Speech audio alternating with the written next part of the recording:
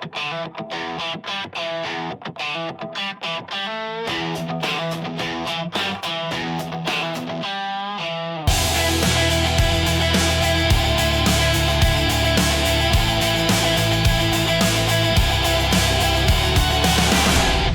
to the All Access Entertainment Podcast. I am your host, Joseph Bruen, here with part two with the legendary Steve Taylor. Steve, thank you so much for being back with us here.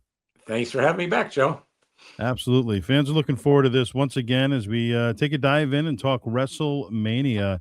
You know, you were there just about 2 years before the very first WrestleMania, and it's publicly known that, Vince basically gambled it all. He put it all on the line, and it was either going to work or it wasn't, and it certainly worked. So why don't you tell us about the build to WrestleMania 1, what that experience was like, and when you first saw that, celebrities were getting involved, and then talk about WrestleMania itself.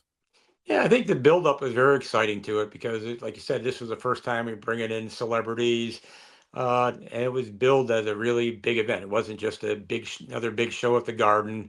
It was Vince's first attempt at doing a mega show.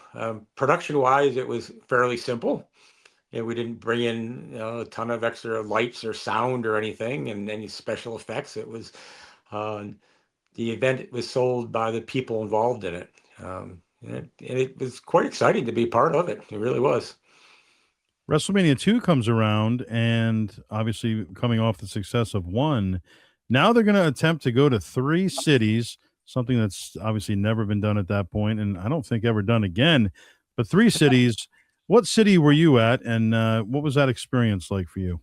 Well, I was in Chicago, and I think we were all, but when we were doing WrestleMania, it wasn't WrestleMania 1, it was WrestleMania. We did not think that this was going to become an annual event. I didn't anyways, didn't think, well, all right, well, but the success of it led to it. And on paper, I think the doing WrestleMania in 3 locations looked and sounded good on paper. Yeah. I think technically wise, I think the biggest problems people had was people who were running the TV part of it. 3 different TV trucks, 3 different uplinks, 3 different directors. For us on the photography end, it was 3 different photographers. And I don't know what it was like for the fans at home. Did they get a kick out of seeing it? I mean, I, as a person, in Chicago, watched the first part up on the screen and the last part in LA on the screen. And I think that was, I don't know, for the live event, I think it was better on TV than it was a live event. And obviously Tom Buchanan was one of the other photographers. Who was the third? We had some photographers. Man, I should have looked that up before he called me. There was people out in LA who did some work, professional photographers, sports photographers, and their name escapes me. But they did a nice job. They were top notch NBA, NHL people, Sports Illustrated, and they did a good job. But it just felt weird not being part of each one of those other segments. It was tough. I mean, it was nice. You didn't have to sit ringside for 3 hours and take pictures. Your part was done in an hour or so, and you were done. So that was the only good part about it, I thought. Yeah. Now, WrestleMania 1, did you have any interactions personally with Liberace or Muhammad Ali or any of the stars that were there? I had to take pictures of them all, and that was pretty cool. That was fun. Muhammad Ali, I was in awe of. I mean, he was, Muhammad Ali. Come on. Yeah. I remember being at a press conference, and my wife Angie had come in, and she had brought our youngest son, Christopher, who was pretty much a newborn, and she was at the press conference, and this was during this quiet part. She was over on the side, and Muhammad Ali was over the side. He looks over and sees her, and he sees the baby, and his eyes light up, and he motioned her to come over, and she's like, okay. And I was like, oh my gosh, Muhammad Ali's asking my wife to come over with her baby. So he starts holding Christopher in his arm. He's looking at me like, are you going to take pictures or not? and I did. I got some great pictures of Chris with Muhammad Ali because it was pretty cool. Because the whole thing with Chris was I said when I took the job, Angie was pregnant, and we were afraid that she was gonna go into labor with Christopher at WrestleMania. And Oh, Linda McMahon was like, "We have a big event coming up, but can you hold off of it?" Because Angie at that point was also working at the WWF headquarters, helping with the mail merge of the magazine and all that. oh, And she had sent out an email.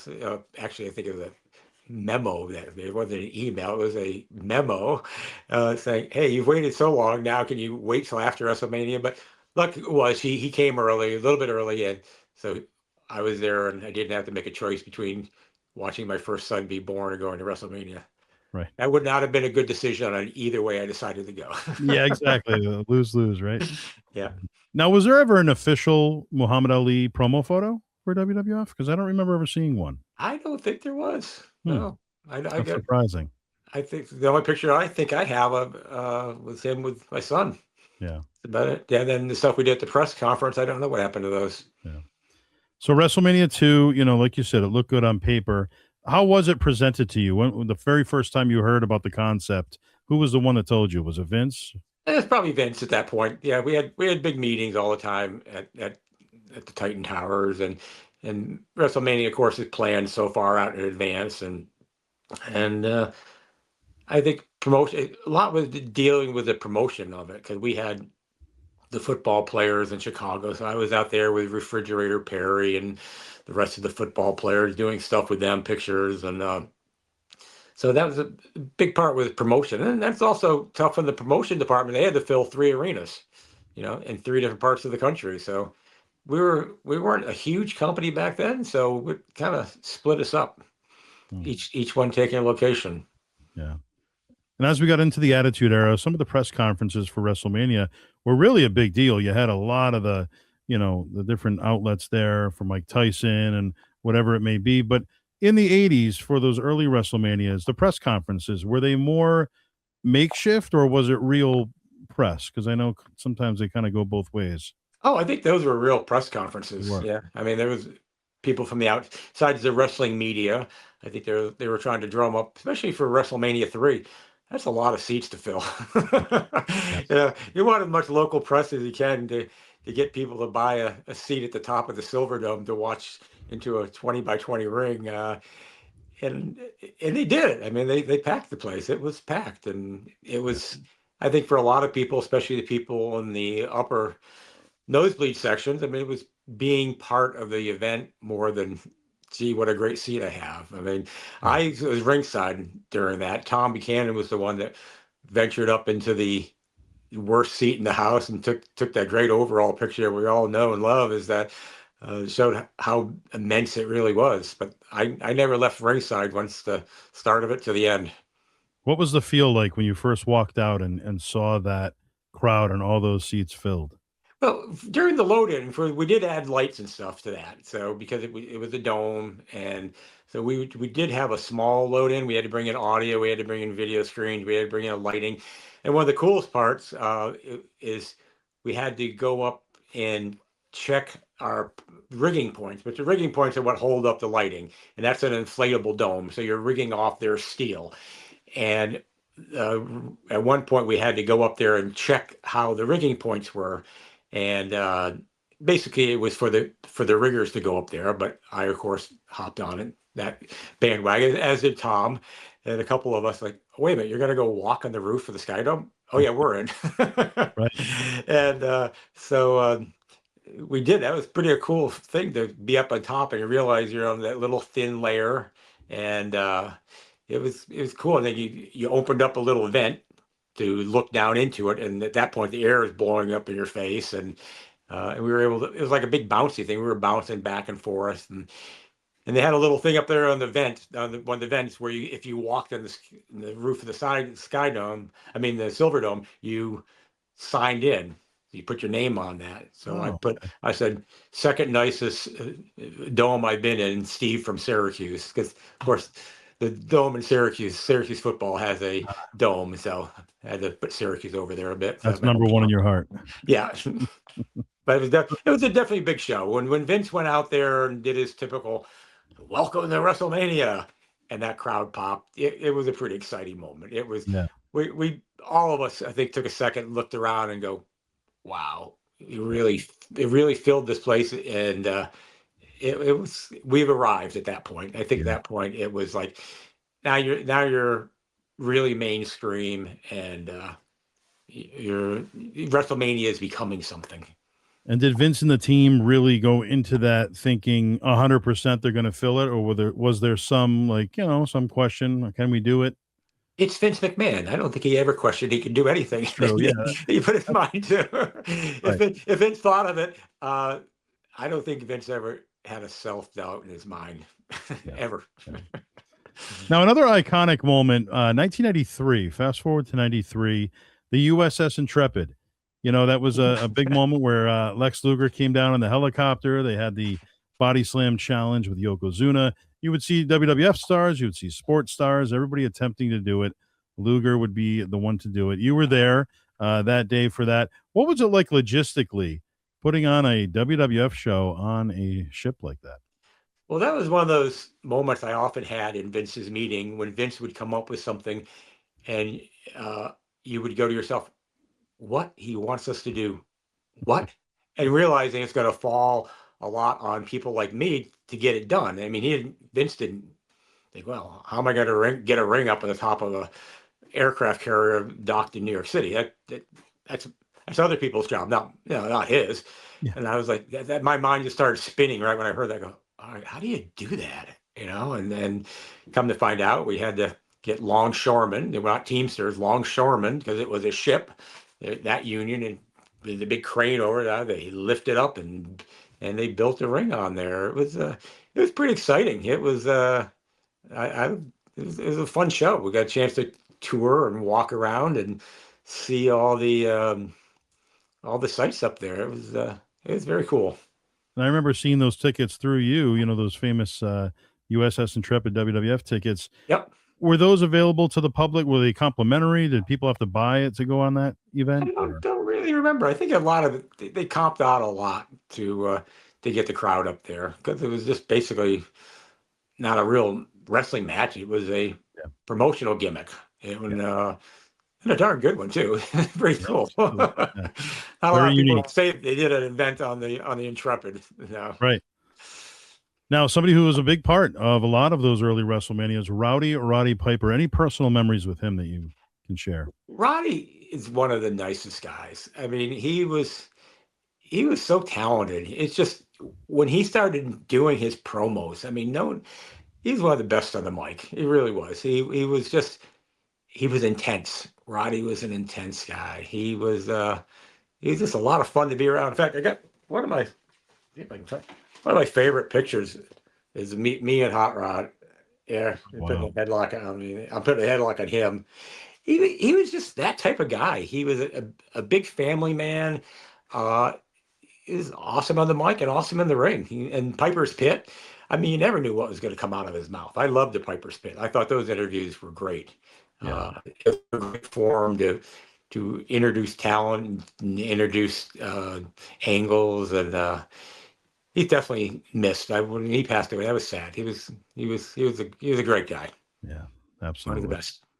Now, you did photography also for a big boxing match with Sugar Ray Leonard, and I see you have one of Yeah. the pictures up on the Yep. wall there.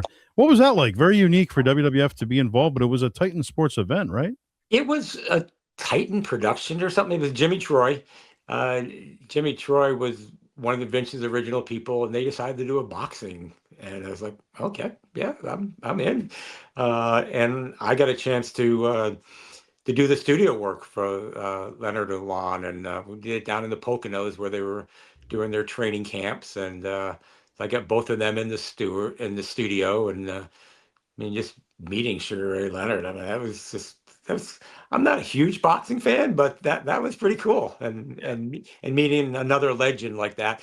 And I don't know where that picture is, but I got a great shot of the two of them with their boxing gloves up to me, and that was that's I think when Vince started saying, I don't want to do just wrestling, I want to branch out, and he Yeah. did a number of times, obviously, with the bodybuilding, the Ico Pro, and the football, but Right. wrestling obviously worked out the best for him. Yes. Now, who was your favorite celebrity? All these years, all the different ones you worked with, or Was there one that stuck out that was just fantastic? Well, definitely Cyndi Lauper. I mean, because I did so much stuff with her. I mean, other celebrities I worked with, like Henry Winkler. He was just he was such a sweetheart to work with, and I met him when Hulk was doing a golf celebrity golf thing, and he was in that group and hung out. And I sent Henry's publicist pictures of Hulk and him together, and he sent me the nicest handwritten note. Uh, Really classy man. The handwritten note, thank you very very much. And I sent him some stuff for the kids and everything, Wow. and I actually ran into him in the airport. It was like about 10, 15 years later. He and I were both on a flight to LA. I went up to him and said, "Hi, I'm sure you don't remember me, but I took pictures of you with Hulk." Because I remember you. And he's just so sweet and nice. And he sat there and talked with him for about 10 or 15 minutes. And then we both got our flight. And I think people were looking at me like, who's this guy that knows Henry Winkler so well? Yeah, But yeah, a nice guy. And Roger Staubach was the same way. I took sent pictures to Roger of wrestling, him with Hulk and everything, and he sent a nice handwritten note thanking me. It's nice when a celebrity will go that extra mile and thank you and do something personal. I yeah, think that's hopefully a lot of our wrestling fans have good memories of our wrestlers doing that for their yeah. fans. And And in yeah. your opinion, if you had to choose one, who would you say was the most successful celebrity in the wrestling industry as far as bringing success to the business? Was it a Mike Tyson? Was it Cyndi Lauper? Who would you choose? Oh, I think Cindy definitely on that. I mean that brought us a whole new audience. That our connection. That's back when MTV was so hot. Yeah, I mean, MTV was still fairly new, and you watched videos. You loved MTV, and when Cindy was able to bring that crowd to us, there's a whole new group of people that wouldn't have watched wrestling, I think, without it. And they became wrestling fans. And the War to Settle the Score, the stuff we did on MTV, um, they were fun people to work with. I remember Martha Quinn had given me a MTV jacket. That was one of my favorite things to wear. I would wear it everywhere. People, wow, that's a cool jacket. Where'd you get that? I still have it. Well, I think they still oh, have. yeah, Yeah, and so I think that whole group there. I mean, Mike Tyson stuff. I mean, once again, that's Mike Tyson. He's yeah, another icon. I didn't work a lot with Mike at that point because at that point I was out of more of photography and into production. I think yeah. Tom and those guys did more, but it was pretty cool to see Mike Tyson. And in fact, when we were doing one of our site surveys, I got a chance to actually watch him in a bout. It was one of his little smash bouts, which didn't last very long, but it's cool Oh, to yeah, say, hey, I watched Mike Tyson in box. right. That's pretty cool. Yep. And not only are you photographing like all these different wrestling legends, but you've got the animals too. It was somewhat of a zoo for a while backstage with Frankie the parrot, and you had Matilda and Winston the bulldogs, of Yeah. course Jake the Snake Snakes, and was it chaos with all the animals backstage, or was it pretty well tamed back there? It was fun. I mean, this everyone always loved this Jake Snake, because he would keep it in the locker room and in the shower, and people would walk in there and see the snake, and it was a pretty good gimmick. I mean, and he had to travel with a snake all over the place. The thing we did with the pigs, with Hillbilly Jim and the Godwins, Mhm. that was fun. That was because we had to get on those days for a TV taping, we would have to contact a local pig farmer and say we want to borrow some baby pigs, and so they would bring them to the show and they would use them and then they would take them back. And um, one time we had a farmer who dropped off, but he said we're pot-belly pigs and we wanted the small ones, and the guy didn't return. And we're like, well, what do we do now? Oh, we're stuck with three little pigs. and Wow. we got local stagehands because they were pot-belly pigs. We got the local stagehands to take two of them. But as we were finishing our loadout, they had no one to take that last pig. And I was like, what am I going to do? So I said, well, I guess I'll take it home with me. And so we went out, sent the runner out. We got a little dog carrier for it. And I called the airline to see if I could actually bring it on. They go, "That's a good question," and they said, "Yeah, I guess you can." Wow. So I traveled back from where we were, traveled through Chicago with a crate with a little pig in it, and brought it home. The kids loved it. Our dog loved it. It was very smart and trainable, and and the kids grew up with this pig for the longest time until the pig kept growing and growing and growing, and we finally took it to the vet, and he goes, "By the way, it's not a pot-bellied pig; it's a Wilshire pig, and that's going to be hundreds of pounds soon." And we're like, "Are you kidding me?" Wow. So we were like, "What do we now? What do you do?" The pig was named LT, uh, like BLT, but without the B, Oh, yeah. the bacons. But they came up, and so we ended up finding a petting zoo that wanted a well-trained pig, and that's where it ended up. And our kids were heartbroken, but I was kind of glad I didn't have a 300-pound pig running around our house. Exactly. I remember hearing a story around that same era with the Godwins, 1996 or so.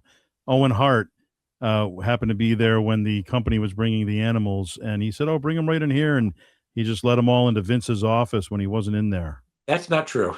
It's That's not that's true. that is no. If you Wow. read the story on ribs, there's a story in magazines about ribs that were pulled, and that was me. That was I actually have a picture. I don't have it with me of me herding the pigs into Vince's office. Oh I don't know man. how Owen got credit for that, but Owen should get credit for most of the ribs because he pulled most of the ribs. So Yeah. he was known more for ribs, but that's one I did pull on Vince, and he was not happy with me. So Wow. So you even uh, got involved in the rib game. once in a while, but that was my rib that I pulled. So Wow. Now, beyond promo photos, what are some of your favorite pieces of merchandise that your images appeared on over the years? I loved all the back to school stuff. Yeah. We came out with folders and notebooks, and I thought that was pretty cool that these kids are going back to school and they're walking around with folders and notebooks with photos by Steve Taylor on it. I loved all the posters, and the posters were such a big thing back in those days. Everyone had posters, and once again, I thought that's pretty cool that some kids got a picture of a wrestler that I took up on his wall, and they're just still collecting them to this day. I had a huge collection of them. We sold them years ago when I discovered boxes of them in my attic, and it's just like they were pretty cool. There's some great photos and some great posters. That was fun. And when you're traveling the world, you're in all these arenas, stadiums. Did you have a favorite arena or stadium to work out of that you looked Uh, forward to going? yeah, well, I think a lot of it was just how easy, especially in my production days, how easy it was to load in and load out. Like Cleveland, I knew the people there. They treated us with really well with open arm. LA, I was in all the time, so I knew all their production people. And of course, Madison Square Garden. It is the mecca of wrestling, and it was pretty special. And as you know, that's where I ended up after my wrestling days. Yes. I got to know the people there very well, and then after I left the WWE, and I spent a year skiing and decompressing after 22 years on the road, Yeah. and they found out that I was just a race coach, and did I want to come back into production, and they offered me a great opportunity, and I spent 13 wonderful years there, doing their big events. I mean, it's an amazing arena. It's something going on every day. I worked on the Visit of the Pope. I did the Rock and Roll Hall of Fame. I did the 60th Grammys, all the Fish shows, and 5 years of Billy Joel. Over 100 Billy Joel shows I did, Wow. and I had a great time there. I ended up being vice president of production for all of Madison Square Garden. So I was in charge of production when I left, in charge of the arena, the Hulu Theater, the Beacon Theater, and Radio City. But Wow. very stressful, a lot of hours, and I was glad when I retired and became a race coach again. Yes. Oh, great, great accomplishment. And Yeah. I mean, think about all the great things that you've accomplished throughout your career and throughout your life. Just some amazing things. I think a lot of people know you as a photographer, of course, but they don't know all these different things that you've been a part of behind the scenes and working for other companies like that. It's a big deal. Yeah, no, I think in the production world, I was very well known at Madison Square Garden because I was able to make it very production friendly. Because when I was doing production, I didn't like to go there, and that was part of my interview process with them. Is, Steve, you've done so many shows here with wrestling. Uh, did you like coming here? And I go, well, I love the building. Well, did you like doing shows here? And I go, no, I didn't. There was a lot of things that weren't coordinated right with the unions, and it was a heavy union building. They got some of the greatest workers in the world there, but it's very unionized. And I was able to smooth that out for a lot of production people, and it I got to be well known there as making it production friendly. In fact, there was a rumor years ago that when I left the WWE and went to Madison Square Garden, that I was the reason they weren't going to Madison Square Garden because I was keeping them out, which is not true. I was, in fact, the reason they stopped going is that it just booking wise and cost wise, it was an expensive show to do, and Vince did not like that. He Yeah. he didn't like spending all that money on to do the show. But that's, hey, it's New York City, it's Madison Square Garden, it costs you a lot of money to do it. So I got a call one day from Kevin Dunn and the people at Titan Television and said, hey, can you come back and meet with us and let's figure out how we can go back to the garden. And so I met with them for hours and explaining how the garden works. I knew our show, I knew the garden, and I even went to Boston for the load in of Raw to see what the new sets look like and what they did. And I went back to the garden and got with all the unions and all the people involved, and we worked out a good plan to make it a lot easier and more cost efficient, and got the WWE back to the Madison Square Garden, and they keep going back now. So things went good, and uh, I was glad to do that because they were both very dear to me, the Garden and the WWE, and to see them back in there, I think Yeah. is pretty important. You know. Now, WrestleMania 20, 2004, you would see the return of WrestleMania to Madison Square Yep. Garden.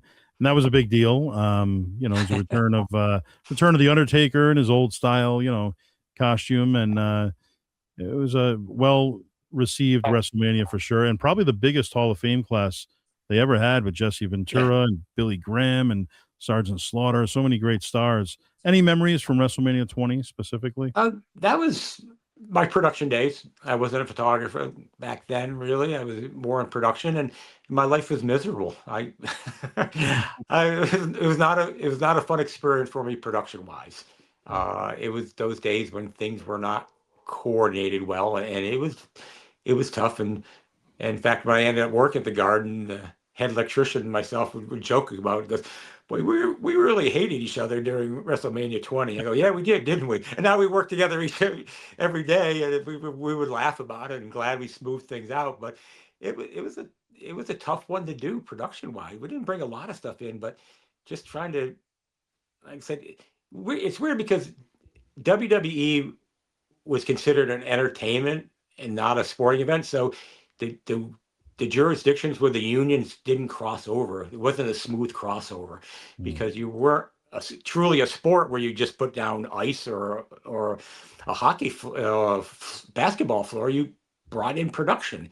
So it was a tough merge, and it took a while to work that out. We were in between sports and entertainment at Madison Square Garden for many years. mm. It's pretty smooth now, I hear. And you still take beautiful photos to this day, when you're out and about, nature, whatever it may be. Yeah. What's your camera of choice nowadays? Um, my iPhone. Ah, okay. All right. It is sad. It really, I do have it. I do have a Nikon. I went digital, and I bought some Nikon equipment because I could use some of my old lenses. And but it's just they've improved the cameras on those phones so much that Yeah. a lot of the stuff I do, and in fact, when I do a nice picture that I'm real happy with, is one of my old photographer friends sees me and they go, "Don't tell me you took that with your phone." I go, "Yeah, I did." But it's so much editing you can do, and it's the quality is there, and back in like I told you before, when did our pictures, we used slides, Chrome. Your final product was right there. You didn't have a negative or anything else to correct any of the mistakes you made, lighting or anything else. Nowadays, you can just snap a picture of anything with your phone and then correct it Yeah. digitally. I'm kind of jealous. Right. And How plus, did you feel? yeah, I see my Oh, go picture ahead. right away. These guys, when I took pictures, and like when Hulk slammed Andre, I took that picture and I was like, I didn't know for like a day and a half if I got the shot or not. Right. I see these guys now at sporting events and they'll take a picture and then look, oh, okay, they know right away. Yeah. I'm jealous. Well, did you accept that right away though, when that transition was starting to take place and you saw the writing on the wall? Were you still kind of, stuck to your ways with the old style, or? I think we did for a while because of the quality wasn't there yet with Mm, early digital. But I think Tom Buchanan was the one that really pioneered that and got them into the digital world. And of course, other photographers grew up with it, the Rich Fridas and John Giamunda. Those guys were pros at shooting digital stuff. They really had mastered that. And so I think Tom was, those guys were the ones that switched over from my old slide days. yeah. Um, WrestleMania 4 and 5 would be back to back at Atlantic City's Trump Plaza. Now, what was that experience like, having a WrestleMania in the same location, 2 years in a row? And I remember, there was such an old hall, it kind of looked like nothing, and they really transformed it into quite a spectacle. Was it easy to do, or was that kind of tough to pull off? that was tough. I mean, another very tough building to work in, very unionized, but just it was tough. It was a tough building to work in, and it wasn't a pretty building, Yeah, and it wasn't great backstage or anything. But they had a good crew there, and we made it work and got through it. It was fun being on the boardwalk and being in the casino and Trump Towers and all that stuff. So that was a fun part. But I think it was a little bit of a letdown coming from WrestleMania 3, yeah, where you had that big, huge thing, and then now that's all they do is domes and stadiums for right. a lot of the pay-per-views. It's awesome. I mean, it's pretty impressive. Back then, though, it's hard. I mean, what are you going to do to top WrestleMania 3? You know what I mean? It's so And hard to come off of that. I think it was. It definitely was. And I think that uh, the Trump people made it very lucrative for Vince and everyone to come back and visit for 2 years. So Oh, I think okay. their people that put on their events made it pretty lucrative for them and welcomed them, and you know it Yeah. worked. So And you get back into a large venue for WrestleMania 6, Toronto's Skydome. Huge WrestleMania, sold out. Warrior Hogan, lots of great memories from that WrestleMania. Any specific memories for you? that was a fun building to work in. I mean, it was, once again, we were back in a stadium. We had like a week load in. We were staying at the Sky Dome Hotel, so we couldn't. We didn't even have to go outdoors to go to work. We would take an elevator right up to our hotel rooms.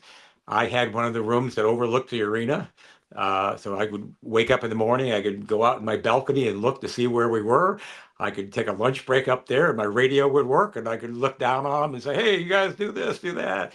We had dinner every night at the Hard Rock Cafe that overlooked it, and they treated us. They knew that we were with production people, so they were treated us royally up there. Yeah. We had a lot of fun with the fans that were doing tours. They did big tours through there. We would stop and talk to all the fans, and Toronto was just a fun town. It was that was that was fun WrestleMania, Yeah. and a great looking show. Right. Absolutely. Yeah. Yeah. Now, Primetime Wrestling, one of the big programs for many years with WWF, Bobby the Brain Heenan, of course, Gorilla Monsoon.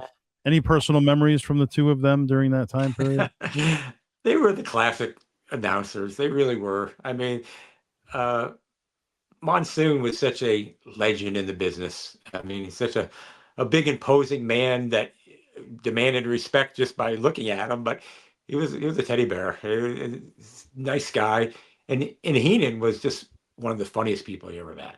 I mean, if you were talking with Bobby, and he said something and you didn't laugh, you thought you missed the joke that he said because he was just constantly telling jokes and like nonstop. I don't know how anyone can be that creative of just off the cuff, boom, boom, boom, boom.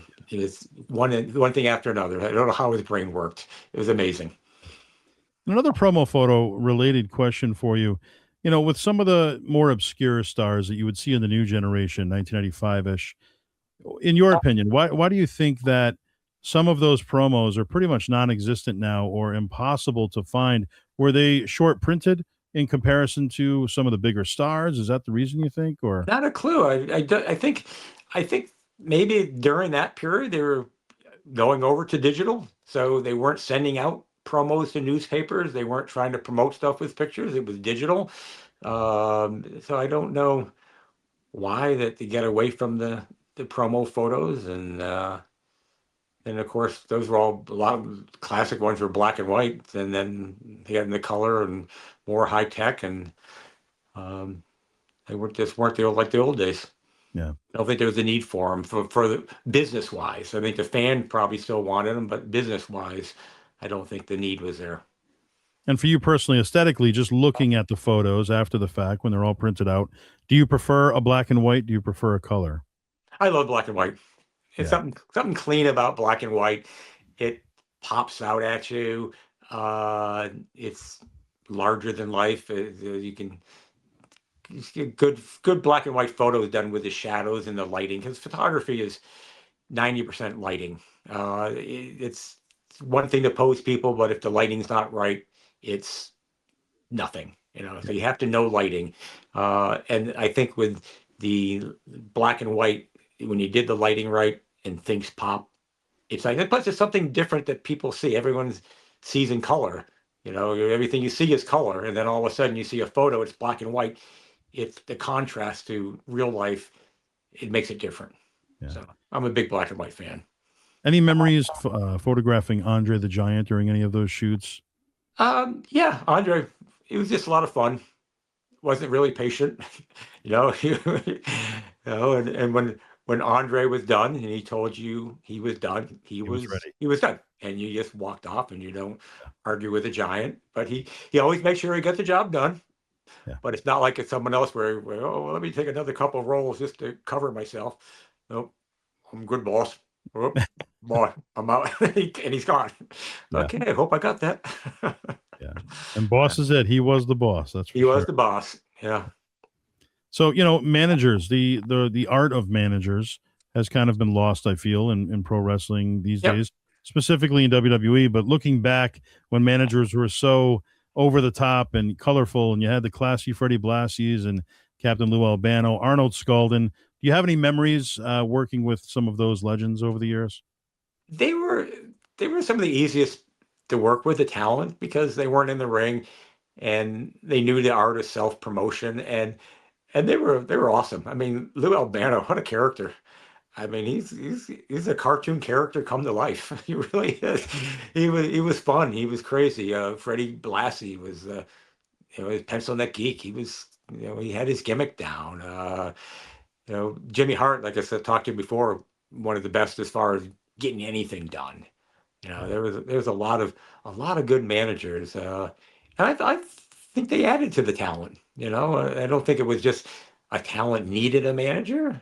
Uh, I mean, Miss Elizabeth obviously helped Macho Man in his personality because Macho Man was so intense, and then you had the contrast of Elizabeth being so sweet and nice that it worked. The duo worked as a promotion. Yep. Yeah.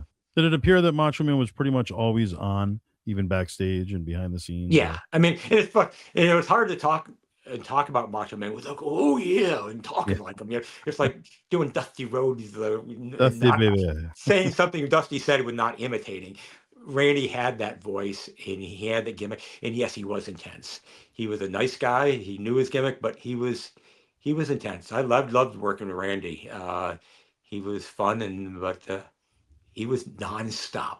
He Yeah. was he was the Macho Man. He really Yeah. was. What would you say is the best piece of advice that you'd ever received within the wrestling industry?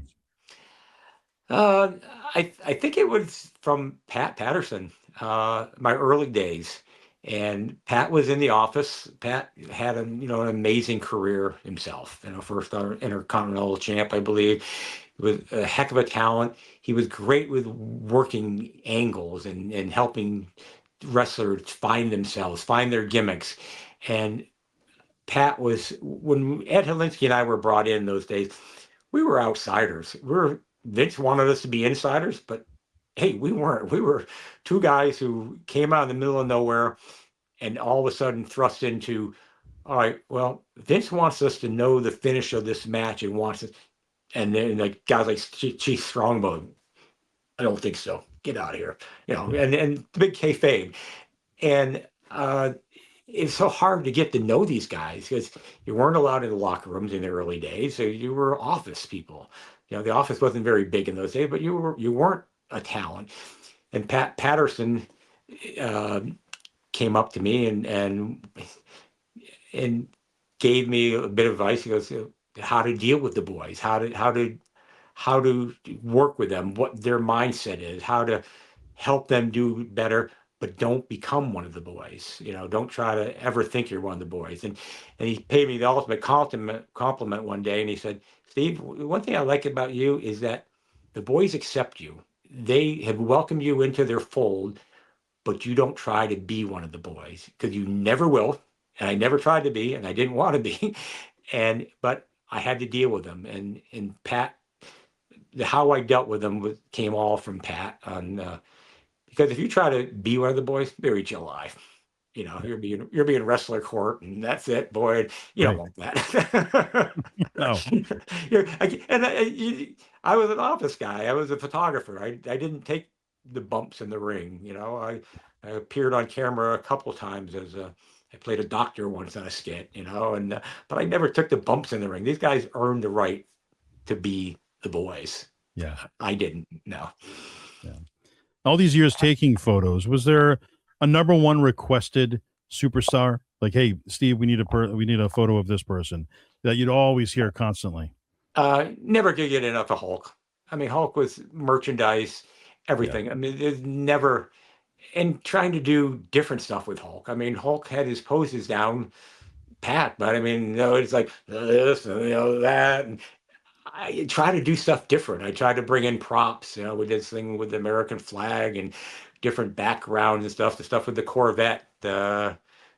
The great poster that was just trying to come up with something different. That was his Corvette, and that was in Stamford, Connecticut, in the wintertime of all Oh, places. wow. We had to And find those a were place without, postcards too, right? yeah, we had to find a place without snow, so it didn't look like he's posing with a Corvette in the snow. Right. But he was the one that people, the media, and the merchandise people just couldn't get enough photos of. He Yeah. just wanted something different all the time, and it's tough to be different. He had his gimmick, and you know, try to come up with something new was tough. He kept trying to reinvent himself, and he did back after they left us and the Hollywood Hogan and all that. Was pretty impressive that Yeah. he reinvented Hulk Hogan. Right. Exactly. Yeah, I did Yeah, it a couple times. And he yeah. may be the answer to my next question, but who would you say was who delivered the best photos? Um, I don't know. It's hard to say. Once again, I might go with Hulk. He had the charisma, and it came out on film. You were able to do it, and uh, Ultimate Warrior was good, and because he was intense. I don't know, wasn't my favorite to work with, but he photographed well because he had the physique, he had the body, and he had some intensity to him.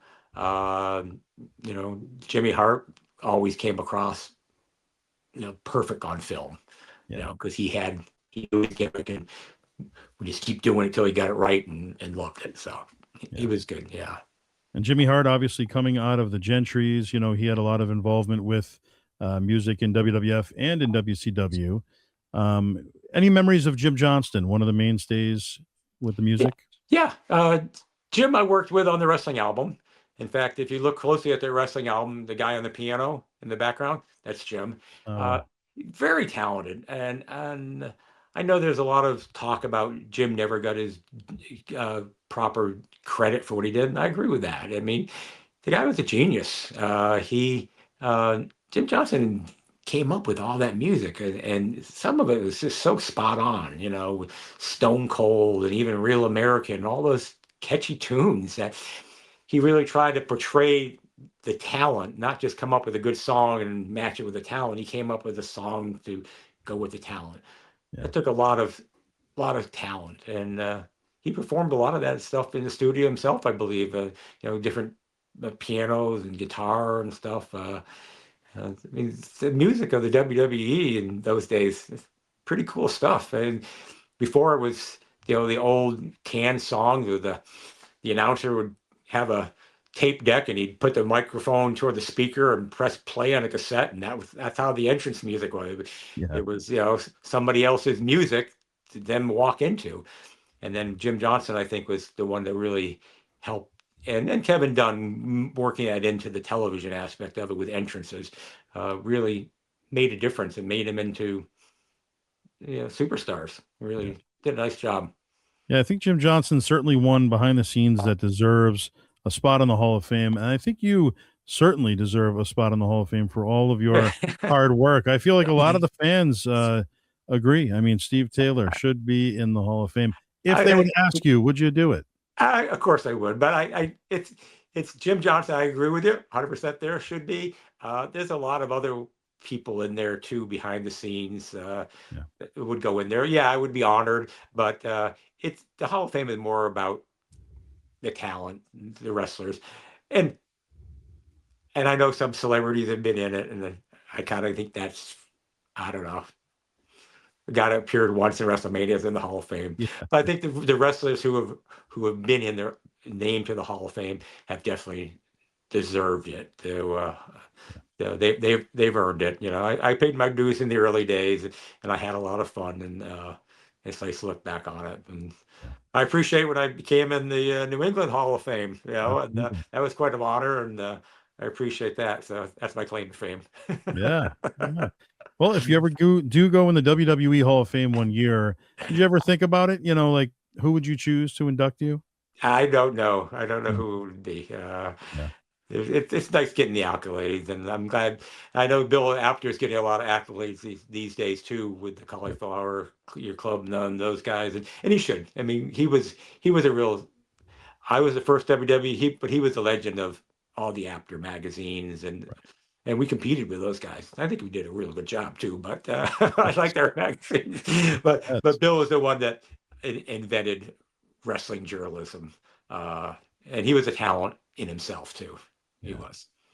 Now WrestleMania 7 would come around and originally scheduled to be in one place would end up in another. What's your story with that? What do you remember from that? I I wasn't involved in that decision. I mean, there's lots of rumors of why it was, whether it was the safety or ticket sales. I don't know where it was. I was in production at that point. It was, if we had done it in the stadium, it would have been a huge undertaking production wise, and would have been fun. But when they got moved indoors, it was a little simpler. So yeah, it was. I think it was a little disappointment, but Yeah, because the Coliseum was another iconic venue, it right. would have been nice to have been there and done it there. But I think the show itself is kind of looked at as not one of the great WrestleManias, but I nah, watched it recently and it's still a fun show. It's really not that, yeah, yeah, bad. it's hard to top it year after year. I mean, and Right. Vince was very much like that. I mean, we all used to complain that, you know, Vince never looked back and said, "Oh God, this was awesome. This was great. This was great. Well, great job." Vince was like, "All right, that show's done. All right, we have another one tomorrow. What are you going to do?" He was a constant. All right, what are you doing for me tomorrow? Yeah. And that's the way WrestleManias were. Like, okay, that was great. Let's go have a drink. And I was loading out. They were drinking and having a party, but I was loading out. All right, on to the next one. Well, how do we top it? And but that's also what made the company what it was. That drive to constantly do better and come up with something new. That's tough business. Absolutely. And you have people like the writers. I mean, there's some awesome writers in there, and the creative people like Bruce Pritchard. Bruce was one of my good buddies in his early days, in my early days. I hung out with him a lot, and he was a guy who just lived wrestling right from uh, probably 4 or 5 years old, and grew up in the business, and tremendous creative mind on how to work things. So I mean, all those people, him and all the writers that worked on the show, they Mm. came up with, especially during the Attitude Era, where we really wanted to change things around. It was fun times. Yeah. Good I stuff. thought Bruce did a fantastic job as Brother Love. I did all the photos of Bruce, and like I said, I used to hang out with Bruce all the time. We would go out. He would always over to our house. He was one of the ones my kids loved. We always would visit, and he was the brother love thing. It was tough just shooting those pictures and keeping a straight face. Right. With he was Bruce would constantly doing his brother love, besides doing his Dusty Rhodes imitation, which does no one does a better Dusty imitation than Bruce. No. And he just goes from character to character. And I love the brother love thing. I thought it was great. Yeah. We did all the stuff with the heart shaped tub down in the Poconos and all that stuff. It was Yeah. just fun times. Good, good character. I wish that had stayed around. You should bring him back. Yeah. He also commentated for a short period of time. I don't know if you remember. I think his name was Rio Rogers, and it was kind of a play on Dusty Rhodes, basically. I don't remember that, but Yeah. yeah, he was a Dusty Rhodes fan, and like I said, Yeah. his imitation of doing Dusty was second to none. Yeah. Yeah. And of course, WrestleMania 8 would be at the Hoosier Dome, Yep, Indianapolis, Indiana. yep. Another massive stadium show. Any memories from that particular event for you? Other than it was great staying in a stadium. It was fun. It made WrestleMania for me on a production side special. It wasn't just an arena we'd been to. It was in a stadium. We had 7, 8 days load in. So we were every day working 12, 14-hour days. We all had golf carts to get around with, and we had golf cart races and damage to the cross. I mean, every WrestleMania we had to have a budget item of damage to golf carts because we would get a little carried away with them. But it's a fun show to do something that big and special. Uh, Being in a place like the Hoosier Dome and any of the Sky Dome, the Silver Dome, it just made it special. It wasn't like the Super Bowl. We were better than the Super Bowl. We Yeah. were. People go, "Well, is that like that the Super Bowl?" Goes, no, we're different. Yeah, Yes, we're as absolutely. big, but it's special. Yeah. Now the thing that stands out most about WrestleMania 8 for me is the run in from the Ultimate Warrior. I mean that was just unbelievable. I feel like that overshadowed even the matches on the card. Yeah, it was pretty funny, and we were Yeah. wondering how he was going to do it, and watch him do that run and then try to catch his breath ringside. It was a Oh long gosh. distance. That was a long run. That's why we had golf carts. Yeah, we were, exactly. we were all over the place because in production we were one end to the other, so we had golf carts to get around. Yeah. None of us were running down that road, that's for sure. And at one point in your career there, would you oversee some of the merchandise at certain points and kind of No. be in charge of like passing out passes to people or Passes I was in charge of for a while, back okay. when the company was growing and the production was growing, and we started actually using local crews. Before it was, the ring crew would show up. Tony and Mike would show up in their ring truck. They would set up the ring, and that was it. Yeah. And then as the show got bigger, uh, we had to start hiring a local crew. So one of the way they had to do it, we had to come up with passes, and that goes back to my production days from the Wheat Sport Speedway. It's like, hey, you wore a little stick on, you had a laminate, and also just we're in these bigger arenas that we wanted to identify how you were a staff. We had so many people on the road. It wasn't just like 2 or 3 road agents like at a house show, and everyone knew the road agents because I mean, heck, they're ex wrestlers, so they're George Steele, Tony Gurria, things guys like that. You knew they were a part of the show anyway, whether they had a badge on them or not.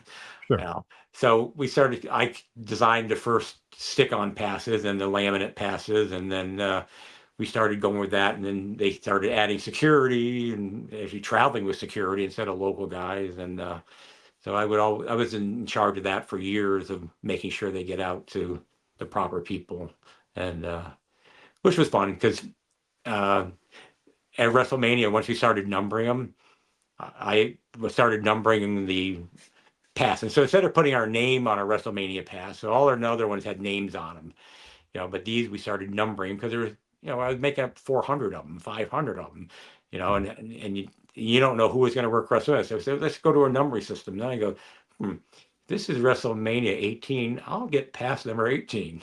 Next year, I'll get number 19. So all my WrestleMania passes were all numbered. Wow. And then we went to regular, when we went to the all access passes, we did the same thing, numbering them.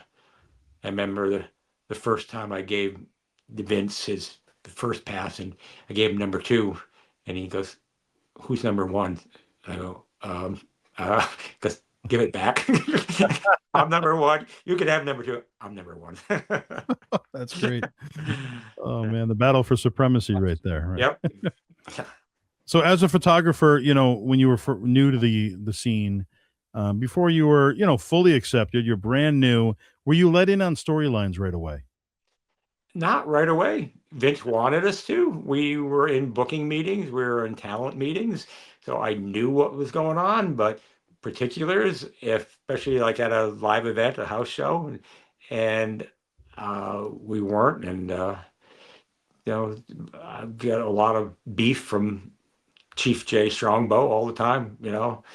Well, I said, well, Vince wants me to know this. Well, you can tell Caesar. He always told me to go himself. And I Yeah. would go back to Vince and goes, how'd it work out? I said, well, Strongbow wouldn't. What'd he tell you? Well, he's told me to tell you to go. And he goes, damn him. But it took a while. And then once the kayfabe wore off, that, everyone said, hey, we're entertainment now. It became more open that we could do a better job if we knew what was going on. And the smart boys, when we were at a show, at a thing, they would say, hey, I'm going to do this. I'm going to do this high spot. Thank you. I know which side of the ring to be on, so I can get the shot. All better for them. They get great pictures in the magazine. Because if they're doing something I don't know they're going to do, and I miss it, I missed it. But if I Right. It had benefits more, them. yeah, Absolutely. it helped out. So Caesar's Palace, WrestleMania 9, it was literally built from scratch. This was a makeshift arena in a parking lot. What was that experience like, being a part of that outdoor event? That was another fun one. It was once again reinventing what we're doing. Had never been done before. A lot of challenges with TV, lighting, and especially being in that end of the country and light during the day and turning it there. Uh, Caesars treated us great. We had a great time being at Caesar's Palace. We were given great hotel rooms and their own crew food and everything. And I think I got one more picture to show you. Was Oh yeah.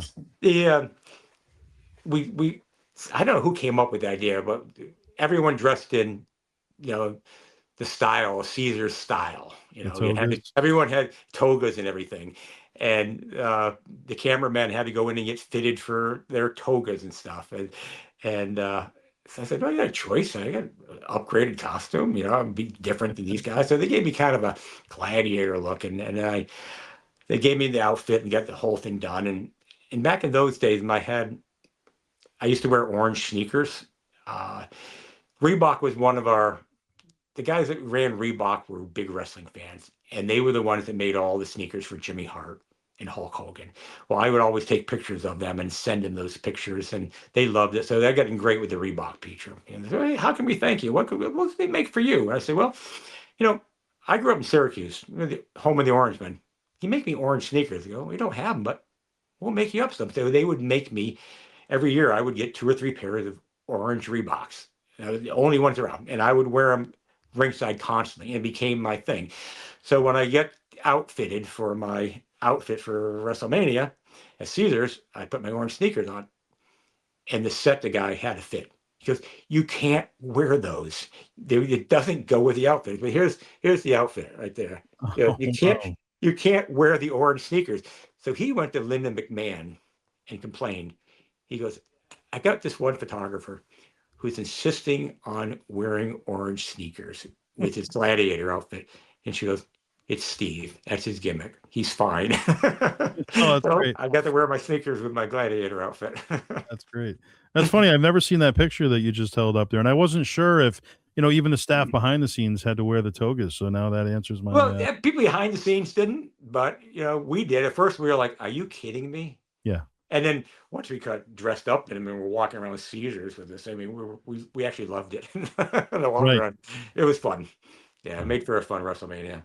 Now, if you had to put together a Mount Rushmore of pro wrestling, any era, who would that be for you? What would that look like? Oh my gosh.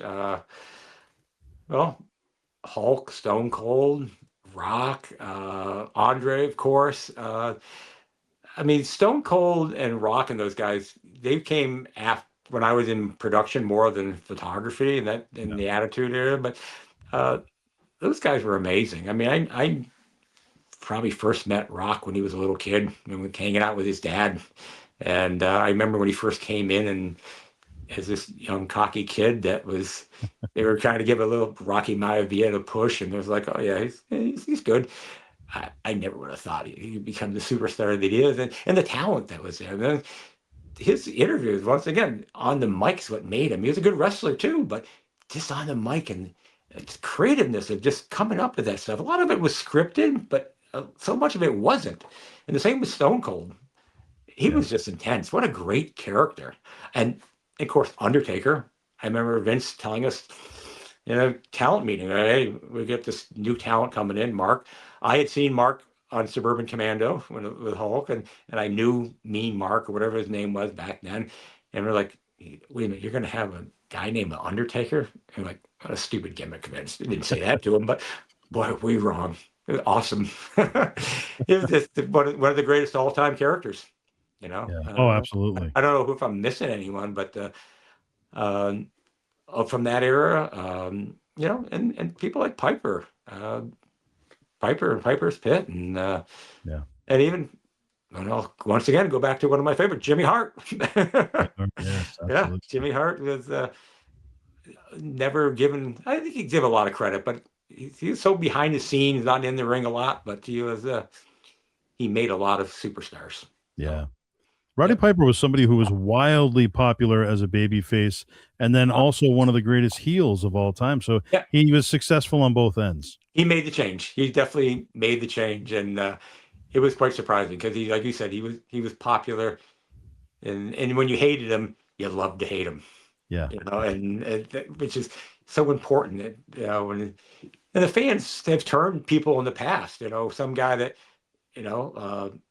Like when they're all Rocky sucks, Rocky sucks. You know, Right.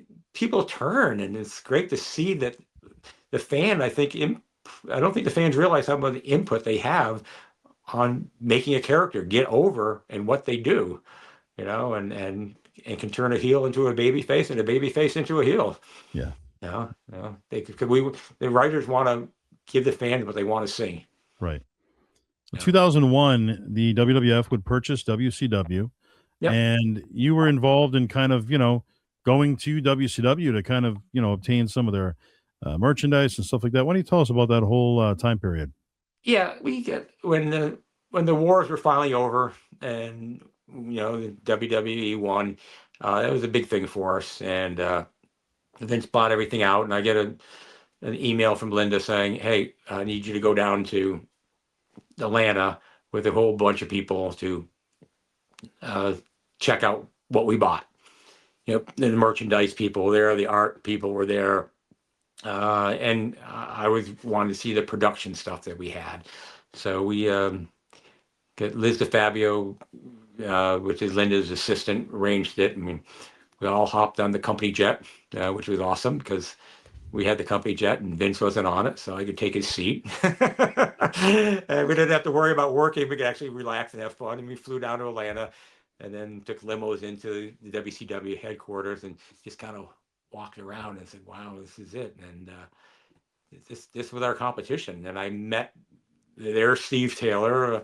And then he showed me around and showed me what there. And I took notes of that. We wanted to send some trucks down to pick up the rings and merchandise and stuff that we could use. The rest of the stuff we wanted to trash. And then we walked through the headquarters. And I remember asking to which one was Eric Bischoff's office. And they pointed out. So I went in there and I sat down in his chair and put my feet up on the desk and I would take a picture. Wow, And great. I showed it there. after he came back with us, and he was like, "Yeah, you're a dick." And he laughed. And I talked to Vince about that, and I said, I felt bad for those guys. I said, I was working with these people who put their heart and soul into this company and now don't have jobs. And Vince looked at me. He goes, "Don't feel bad for him." He goes, "It could have been you that didn't have a job, and then coming to us to take over. So we won. Enjoy it." But and it's a good point. I said, Yeah, it easily could have gone. They were on a roll. right. It got very They close for a little while there. Yeah, Yeah, it was, and who knows how it would have went. But luckily, thankfully, that yeah, we won the Monday Night Wars and continued on. So, exactly. yep. Hearing that WCW merchandise was thrown out is terrifying to me. But There was a lot of stuff that I'm sure there was thousands of promo photos that yeah, didn't make it. didn't make the cut. Yeah, yeah. So looking back, is there anything that you would change in your run? Um, Not really.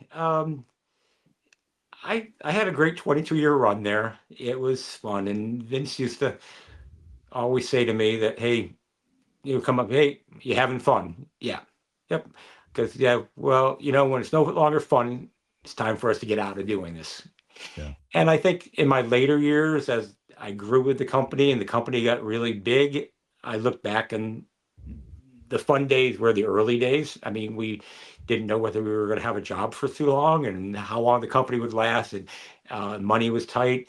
And then it grew into this big corporation. It just wasn't as much fun for me. I think I lost a little of my zest for doing it, and I was glad I was um, moved on to bigger and better things. Going from there to Madison Square Garden was a big thrill for me, and I'm glad I had that opportunity. If I'd stayed with the WWE, I wouldn't have had that opportunity. But yeah, they there were so many dedicated people. The people that I run into there, that was their whole life. I mean, the Bruce Pritchards and all those people, they just that was their life. I tried to have a life outside the company, and tough to do in that business. It really is. But they've still got a lot of dedicated people there. I mean, I look at the guys who are still there, like John D'Amico, who I mentioned a couple of times. John's been doing their overseas stuff. John was one of the guys who started out when I first met him as a ring crew. Now he's doing all the international tours, and John was really the one that I gave full reign to improve the house shows, to add lights, to add audio, and he had that experience, and he had a great musical background, and I was really proud of what he did, and he's still with them. wow, Anyone that can last that long, yeah, people joke about it when you're done or when you're told you're done. Hey, that was a good run, and there's people that's been fired 3 or 4 times, like Bruce Pritchard's been fired 3 times, and a lot of people, and they always go back. But it's a run. It is definitely a run when you're with a company like that, and I enjoyed my run with them. It was a good time. and in 1994, WrestleMania 10, the big anniversary show, Madison Square Garden, back again. Yep. Any memories from that? I feel like that, even looking back at it now, that was a very special WrestleMania. It just had a special feel, a special vibe. Even now, looking back, of course, the iconic ladder match. Yep. It was just a great show. But what was your experience like with that? Yeah, like we've talked before, that it was a tough production wise to do, but it was fun to be back at the Garden, and that's where it should have been. And Yeah, I would like to have seen WrestleMania 20 there, or WrestleMania 30 come back to the Garden every time, as you know. But they didn't, and it was special to be back there on the 10th and the 20th, and they did the 20th there, right? 20 was there. Yeah, sorry, yep. And then they did 10 too. Have to help me with these dates, Joe. Yeah, And but they did so many shows. I think it should have been an annual, every 10 years going back, and it was special to be there. And I think the show they put on, even though it was in a smaller arena, it was still Madison Square Garden, and the show, like you said, was spectacular. A yeah, really good event to watch on pay-per-view or be a part of the live audience. yeah. I have good memories from that show for sure. And in closing, looking back at your career, What's the number one moment for you that just stands out, whether it be behind the scenes or at ringside or on a trip? What would that number one moment be for you that you experienced? Wow, that's a tough question. I mean, there's so many of them. All the WrestleManias were special. We worked hard to get to that point, and Vince McMahon, when he comes out with his typical events, welcome WrestleMania. It's a you get goosebumps. I think all those were good. They do so many pay-per-views now, which is awesome. But WrestleMania is the granddaddy of them all, and now it's 2 nights, which I can't imagine what 2 nights of Right. WrestleMania. So I think all the WrestleManias were the good times, and I think just the days on the road when we had and when we were a small company, being able to hang out as a small group of people. We're a pretty close knit group, uh, and I always enjoyed, uh, especially when I was in the production. I would go out there. It was my job to tell the building manager, "Let's go ahead and open doors." The rings cleared, everything cleared. Sometimes I had to tell them we're not ready, which wasn't fun. But open doors, and I would stay out there and watch the fans come in. And I always loved that because they would come running down and look at there's the ring and there's this, and they sit in their seats and they were just wide eyed. Oh man, this is Raw, this is SmackDown, and they were watching stuff on TV. Now they see it in real life. Those are good moments for me. It made up for my 18-hour days. It made up for not being home to know that you were a small part of putting this show together to that these people love so much. So I think the fans really made it special for me to look at their faces to go, wow, this is cool. I'm really here. That's fun stuff. Well, Steve, thank you so much for being here for part two and sharing your WrestleMania Thank you. memories. It's Thanks been a for having me pleasure to again. have you once again. Thank you. Appreciate it, Joe. We'll be right back for just a few moments with Overtime. For Steve Taylor, I'm Joseph Bruen. This has been the All Access Entertainment Podcast. Don't forget to like and subscribe. Leave your comments. We'll see you all next time. Thanks, Joe.